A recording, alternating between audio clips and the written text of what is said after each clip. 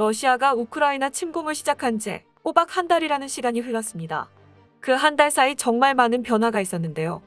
가장 큰 변화는 수도 키이우를 둘러싸면서 포위망을 좁혀오고 있던 러시아군이 패주했다는 것이었습니다. 이는 서부와 동부 양측에서 동시에 전개된 일이었는데요.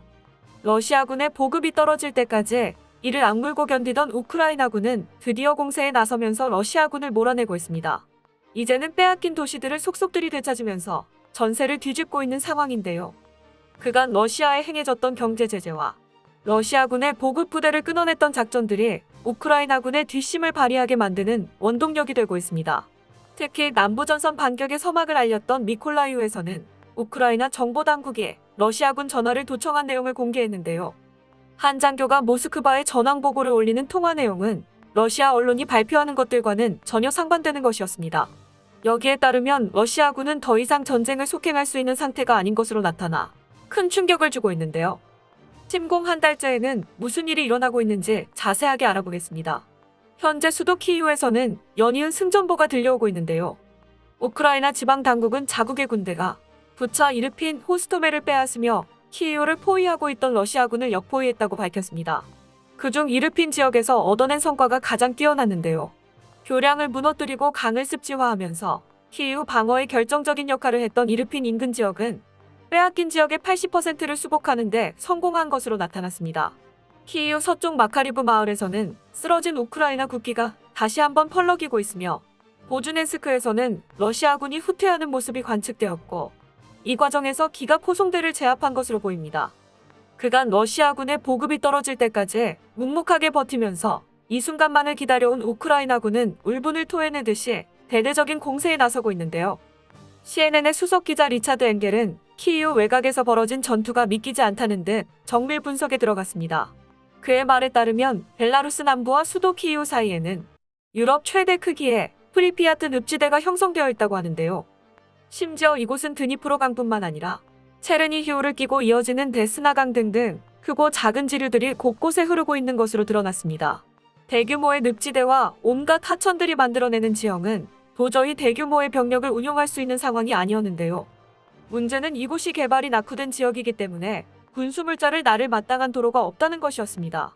어쩔 수 없이 러시아군은 이곳을 무리하게 돌파하려고 시도했는데요. 이때 배후를 돌아 접근하는 우크라이나군의 작전에 당해 포위된 것으로 보입니다. 또한 이번 작전에서 벨라루스 민병대의 활약도 돋보였는데요. 벨라루스 자유의 상징인 콘스탄티 칼리노우스키의 이름을 딴 이들 병력은 강한 의지를 불태우며 러시아군을 몰아내는 데 크게 기여하고 있습니다. 이들이 전장을 종횡무진으로 누비며 활약할수록 벨라루스 정부는 난감해질 수밖에 없는데요. 벨라루스 정규군 투입과 관련해 많은 말이 나오고 있는 상황에서 혹시라도 민병대와 정규군이 적으로 마주치게 된다면 이는 곧 내전으로 이어질 수 있기 때문입니다. 따라서 벨라루스 정규군은 참전을 명령하는 정부의 압박에도 조심스러운 태도를 취하고 있죠. 이에 따라 키이우 서부 전선은 조금쯤 안정을 되찾는 모습을 보였습니다. 이르핀 지역에서는 우크라이나 경찰이 업무를 재개하기까지 했는데요. 경찰들은 도시를 순회하며 혹시 모를 매복이나 민간인 피해자를 구출하는 작업에 들어갔습니다. 또한 현지 시각 23일 키이우 동부 전선에서도 러시아군이 철수한 것이 확인되었습니다. 미 국방부의 고위 관계자는 우크라이나군이 회전선을 키이우 동쪽으로 약 30km 정도 밀어냈다고 말했는데요. 아무래도 보급 부대를 지속적으로 끊어내면서 괴롭혀왔던 계획이 한 달 만에 효과를 발휘하고 있는 것으로 보입니다. 키이우 동북부로 진격하기 위해서 반드시 넘어야 하는 브로바리 지역은 우크라이나군과 예비군이 합세해 철저하게 지키고 있었고 러시아군은 이곳을 어떻게든 뚫어내기 위해 사투를 벌이고 있었는데요. 현재는 오히려 공수가 전환되어 러시아군이 도망치기 급급한 상황입니다. 수도 키이우 양쪽에서 동시에 벌어진 우크라이나군의 공세는 적의 보급이 끊어질 타이밍을 정확하게 예측하고 있었던 것이 아니면 설명이 되지 않는데요. 브로바리 외곽에서 일어난 전투에서는 러시아의 전파방에 통신 스테이션 R330GH가 파괴되는 등 큰 피해를 입혔는데요. 러시아군이 소유한 24대의 전자전 장비들이 우크라이나 땅에서 차례로 쓰러져가는 중이며 더 이상의 군수 지원도 받을 수 없는 상황이기에 러시아군은 비상사태에 빠졌습니다. 이로 인해 브로바리에서 먼 거리를 후퇴한 러시아군은 땅을 파고 방어 진지를 구축하고 있는 것으로 확인되었는데요. 실제로도 지난 24시간 동안 이들의 움직임은 전혀 관측되지 않았습니다. 브로바리 후방부에 포진한 러시아군은 방향을 선회해 동부전선에 합류하거나 체르니히우를 노릴지언정 키이우 공략 작전을 지속하기에는 무리가 있을 것으로 보입니다. 이들의 졸전에는 보급이 떨어져가는 것도 원인이지만 공군 병력이 제 힘을 발휘하지 못한 것도 큰 요인으로 작용했는데요. 우크라이나 공군사령부는 23일 하루 동안 7기의 항공기와 무장헬기 한 대, UAV 무인기 1기를 격파했다고 전했습니다. 물론 슬로바키아에서 들여온 S-300 방공 시스템 한 대가 파괴당하기는 했지만 이외에는 큰 피해를 입지 않아 이날 하루 동안은 오히려 러시아 공군 병력을 압도하는 모습을 보여주었습니다. 러시아는 초기부터 제공권을 제대로 확보하지 못하고 있었는데요. 시간이 지날수록 유럽의 지원을 통해 대공 무기를 갖추어가고 있는 우크라이나의 하늘을 장악할 수단은 이제 없는 것으로 예상됩니다. 한편 우크라이나 동부 지역에서도 전선의 변화는 크게 관측되지 않았습니다. 다만 특정 지역에서의 전투는 밤낮 없이 계속되었는데요. 러시아는 크림반도와 돈바스 지역을 연결하기 위해 갖은 수를 쓰고 있는 것으로 보입니다.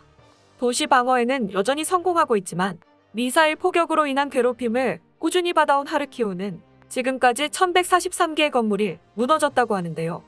이 중 998개의 건물은 민간인 주거용 건물이며 정작 군사기지에 대한 타격은 소수인 것으로 드러나 러시아군이 얼마나 무차별적으로 미사일을 쏘아대고 있는지 알 수 있었습니다. 그나마 다행인 점은 수도 키이우에서 간간히 보이던 대공방어 시스템이 하르키우에서도 모습을 나타냈다는 것인데요. 하르키우 시의회는 현지 시각 23일 러시아의 순항미사일을 격파했다고 밝혀 하르키우에 무사히 군수품이 도착했음을 시사했습니다. 그리고 하르키우에서 바로 아래에 위치한 이지움 지역에서는 하루 동안 총 7차례의 공방전이 일어났는데요. 우크라이나 국방부는 이 전투에서 러시아군을 모조리 패퇴시키며 100여 명의 병력과 전차 7대, 보병 전투차량 2대 등 괴멸적인 피해를 입혔다고 발표했습니다. 사실 국경과 맞닿아 있는 동부전선은 러시아군이 비교적 쉽게 보급 물자를 지원받을 수 있어 가장 먼저 뚫리는 전선으로 예상하는 사람이 많았는데요. 하지만 우크라이나 총참모부가 SNS를 통해 공개한 사진에는 무기 방불관을 방불케 하는 모습들이 포착되어 군사 전문가들을 황당하게 만들고 있습니다. 이들이 소지하고 있는 기관총은 PMM-1910 모델로 무려 1910년대에 개발된 것인데요. 1차 세계대전의 유물이 2022년의 현대전에서 모습을 드러내고 있는 것은 정상적인 상황으로 받아들이기에는 힘들었습니다. 현재 러시아군에는 모신나강 소총을 들고 있는 보병이 있는가 하면 굶주린 소년들부터 60대 남성 병사 등 이상한 장면들이 계속해서 포착되고 있는데요. 이들의 병력은 진작에 전투불가 판정을 받았지만 러시아 정부가 우악스럽게 전진 명령을 내리면서 무의미한 희생이 속출하고 있습니다. 특히 미콜라이우에서 감지된 러시아군의 피해 내역은 도저히 전쟁을 계속할 이유를 찾을 수 없게 만들었는데요. 우크라이나 정보당국은 미콜라이우 방면에서 러시아군의 전화 도청에 성공했다면서 그 내용을 밝혔습니다. 신원미상의 한 장교는 모스크바에 보고를 올리면서 체첸보다 상황이 악화되고 있다고 운을 띄웠는데요.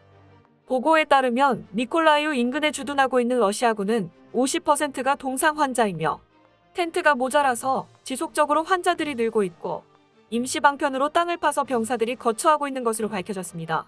난로 등 방한용품은 그들에게 사치였고 의무병들이 가진 것은 붕대밖에 남지 않았으며 아군 기체가 계속해서 오폭을 날리고 있다고 하는데요. 이들 부대뿐만 아니라 격전지에 놓인 모든 부대가 같은 현상을 겪고 있는 것으로 보입니다. 체력이나 정신적 소모가 극심한 전장에서 병사들이 컨디션 관리를 하지 못하고 있는 것은 단순한 사기 저하 문제가 아니라 제대로 된 전투가 불가능하다는 뜻인데요. 반면 수도 키이우에 대한 포위를 풀어내며 여유가 생겨난 우크라이나군은 남부 전선 일대에 집중하며 차근차근 본인들의 땅을 수복해 나가고 있죠. 항구 도시 미콜라이우를 완전히 되찾고 나서 헤르손의 코앞까지 진격하는 데 성공한 우크라이나군은 시간을 벌면서 증원을 기다리고 있는 것으로 보이는데요. 전문가들은 러시아 정부가 플랜 B로 전환하며 수도 함락을 포기하고 남부 일대를 집어삼킬 계획을 세웠기 때문에 이곳에서의 격전은 한동안 계속될 것으로 분석하고 있습니다. 또한 마리우폴에서의 사투 역시 계속되고 있었습니다. 마리우폴 시의회는 오늘도 불타고 있는 마리우폴이라는 글을 올리며 시가전에 대한 경과를 보고했는데요.